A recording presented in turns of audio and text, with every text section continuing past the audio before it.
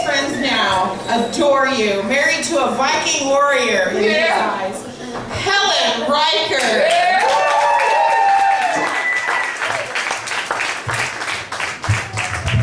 Yeah, when she was saying it earlier, I was like, wow, they became fast friends. I'm glad I could bring those two together. Thank you all so much for coming out. Yeah. I hope you'll join us again tomorrow at Barley Corns. We have a whole nother slew of women. I'm tired. I'm very sorry. I hope this goes well. She was talking about, Kara was talking about her weight. It reminded me of a story that I thought I'd tell for in honor of my Aunt Cassie, who's here. I used to regularly ruin Thanksgiving by going off on my grandmother. It was like a thing I did in my 20s, maybe every other year. And first of all, my grandma is like your stereotypical Kansas white old lady, Bible thumper, Republican, you know, just whatever stereotype that brings to mind, that is my grandmother. I mean, I love her, but I don't ever want to spend time with her, you know what I'm saying? So we go down to Texas. Thanksgiving happens to be in Texas, and I drove down there. First of all, I started my period that day, okay? And I drove down there with 5 kids and 2 dogs, and I was tired, and I was stressed out. And back then, I used to eat marshmallow cream. That's what I did to relieve my stress, marshmallow cream.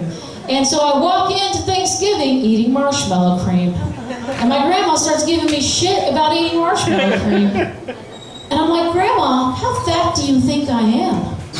She said, well over 200 pounds. And I just got up and I walked out. It's because I didn't want to go off on her, ruin Thanksgiving. I was trying, okay? I was trying not to ruin Thanksgiving, right? And I come out and I walk around the corner, and the boyfriend I had at the time, he comes up, he's like, what's the matter? I said, my grandma's a bitch, that's what's the matter. And then I look over, and there's the open kitchen window. Grandma and the entire family over there.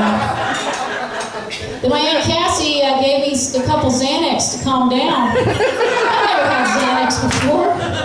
I didn't know, so I took both of them. And I just slept for the rest of Thanksgiving. It was the best Thanksgiving ever. And then she was like, you weren't supposed to take both of them. I was like, I don't know. It worked for me. So, yeah, that was pretty awesome.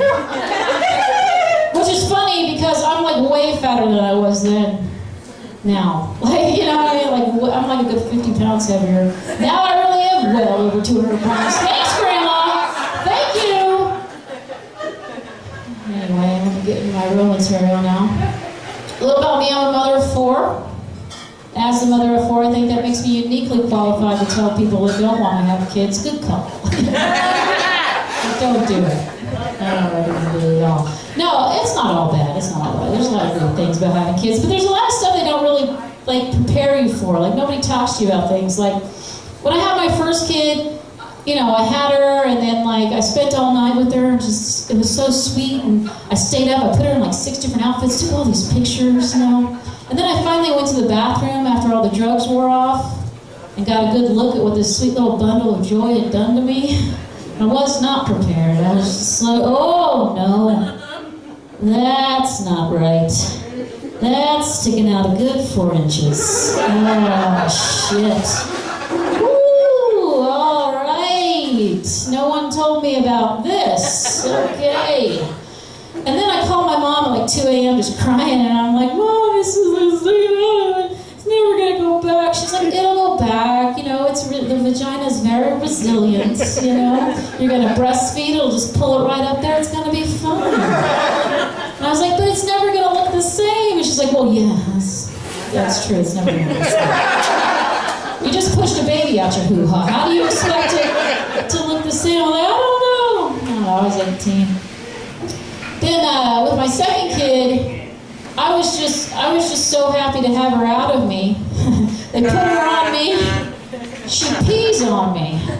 And I've never been so happy to be peed on in all my life. She peed on me. It was glorious. The third one was was 23 inches long and 11 and a half pounds. So, yeah, I gave birth to a 3-month-old. Yeah, I pushed it right out my vagina, though. Like 4 pushes, got that fucker out of me. Ouch! When it's time, I'll just push that fucking kid right out. I don't care how big they are. They're getting out of me. Then, like the 4th one, I got my tubes tied afterwards, and it was amazing. They gave me all these drugs. You know, I'm all doped up. They're wheeling me back, and I'm just telling all the doctors and nurses, I'm like, thank you, I love you, no more babies. I was like a drunk chick at a party. I was like, I love all of you. Thank you for not letting me do this anymore. It was a bad idea. But, you know, like having kids isn't all bad. You just gotta really want them for when that bad stuff happens. You know, like when your 7-year-old son Googles naked girls.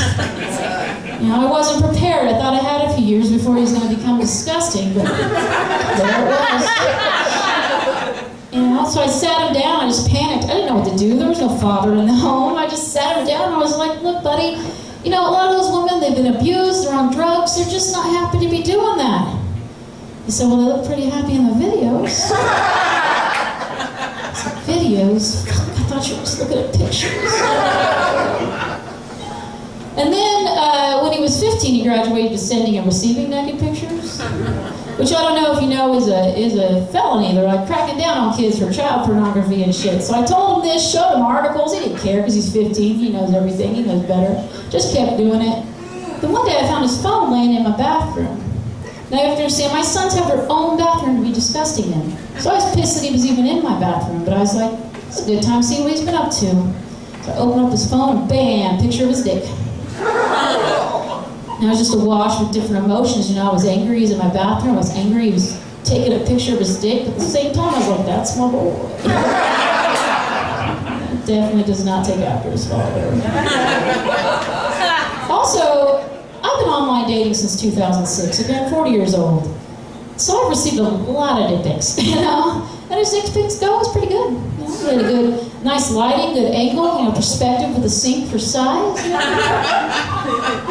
Mostly I was angry, though. I was angry, so I find him, and I'm like, is this a picture of your dick? Did you take a picture of your dick in my bathroom? Is your bathroom not appropriate for the production and distribution of child pornography? They use my bathroom? So I broke the camera on his phone. We just never talked about it again. That's my advice. When in doubt, just wait it out. There's no reason to talk about it. It's not parenting advice for you. This is a hard question to ask in this room. Do any of you few men that are here play video games? Yeah. Whenever you're playing, do you just get lazy and instead of going 10 feet to the bathroom provided for you, just pee in what's ever laying around?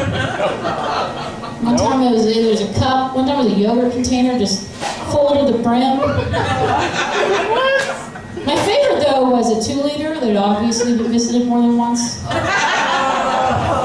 It was a Mountain Dew 2-liter too, so it was very confusing. When did I buy a 2-liter of Mountain Dew? You know? But now I'm walking around the house with a 2-liter of Mountain Dew or a 2-liter of urine, and I'm like, whose piss is this? Who peed in this 2-liter? And neither one would admit to it. And I was like, look here, motherfuckers. We're only 3 people in this house, okay? I didn't pee in all that big. Had to be one of you. They wouldn't admit to it. And I was like, we must just have a ghost, a disgusting ghost. We have a disgusting ghost. We have the ghost of Howard Hughes living in our house, just pissing in 2-liters. But you know, they're not too bad. They're great. I miss them being little, though. I do. I look at pictures on Facebook, and I'm like, oh, look, when they were cute and small, and they loved me. They didn't stink. It was awesome. We used to go on like family vacations and shit. And one time we went to Colorado, and we drove up into the mountains, and there was these mountain goats. Just, you know, hanging out, doing their mountain goat thing out in the wild. It was pretty cool, so we pulled over to take a look at it, and this nice little family pulls over too, and they get out of their car, and they're, you know, with their I Love Jesus bumper sticker and their Smart Kids bumper sticker, you know, whatever that says. I don't know, never had one. And, you know, we're all walking up there together, and there's a mommy goat, and she's feeding her baby goat, and the lady's like, look, Billy, the mommy goat's feeding the baby goat. Ooh. And then right then, Daddy comes up and just starts banging on Mommy. And the kid's like, Mommy, what is Dad doing? And he's like, oh, she's this dude. They're just giving him a hug. And my 9-year-old says, look, Mom, they're fucking. And then that lady gave me that look that good moms give bad moms. And I was just like, well, that's what they're doing. Don't lie to your kid, you know. But, you know, I can give that look to, I can. But if I'm giving that look to somebody, then, you know, they probably need to call the child extras. I just like to imagine that, like, the next Thanksgiving or the next holiday, they're all, you know, the kid's sitting on Grandma's lap and his parents are embracing across the room and he's like, look, Grandma, they're fucking! Times. Oh, my biggest fear right now is that I'm going to be a grandma. Because my oldest kid's 21. I had 2 kids when I was her age, which is insane. Why? Children having babies, that's ridiculous. But, and I'm just not grandma material, okay? I used to say that I didn't want to be a grandma until I was 40. And now that I'm 40, I'm like, how about 50? Never. How about just never make me a grandma? I'm cool with that, okay? I'm not grandma material, okay? In the last 2 years, I've had like 4 boyfriends. I've moved like 6 times. I have like 3 jobs. And the only kind of cookies I've made have pot in them. You know? It's just not grandma material. And I know what you're thinking. Well, Helen, that's kind of not mom material either. And to that I say you're right. What am I going to do? We're here. You know? Sometimes you just don't know you're not good for a job till you try it a few times. And I am the kind of person who has to make the same mistake over and over and over again before I finally learn. Now, I'm not saying my kids are a mistake, okay? I'm just saying like me being their mother is a mistake. They should have been born just to someone else. It's a mistake. I did finally learn the lesson about dating alcoholics. I used to love me an alcoholic. I just like a hot mess to clean up, I guess. I don't know why. But I finally in love with someone who's not an alcoholic. It's pretty amazing. It's the first time in my adult life that I've ever dated someone who's not an alcoholic. Like, he doesn't even drink at all. It's crazy. I don't even know what to do with him. But I don't know why I was in love with alcoholics, but I was thinking maybe next time, if I'm ever single again, then I'll just go straight to the AA meetings. Maybe hang outside a rehab. Just catching on the upswing, you know? We're trying to get better. I've also thought about offering my services kind of like a drug sniffing dog, or like an alcoholic sniffing person. Basically, if you have any family or friends, male, female, whatever, it doesn't matter to me. You just bring them my way, and if I'm even remotely attracted, it's probably time to have a talk. You're like, Jeff, buddy, you want to sit down here? Yeah. We've been concerned about your drinking for a while, and well, Helen here says she'd like to lick your balls, so we think it's time.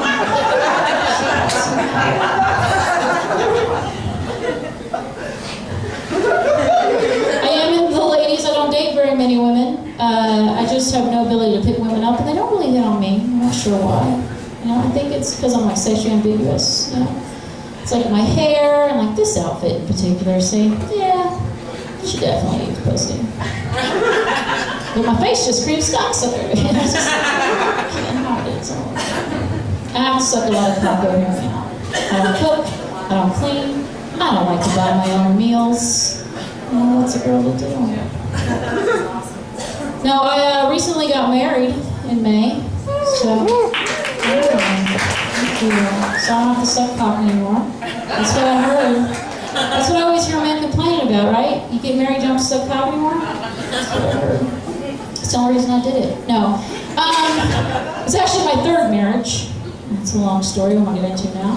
But we got married because we were going to save on taxes. I mean, we love each other and shit. I'm not saying we don't love each other. We probably would have got married eventually. We got married now. Because it's going to save me like $3,000 a year. You know, it's a lot of money. And so we didn't have a wedding. You know, it is my 3rd marriage. I just couldn't invite people to come watch me tell yet another person I'm going to be with them till I die. It just felt wrong.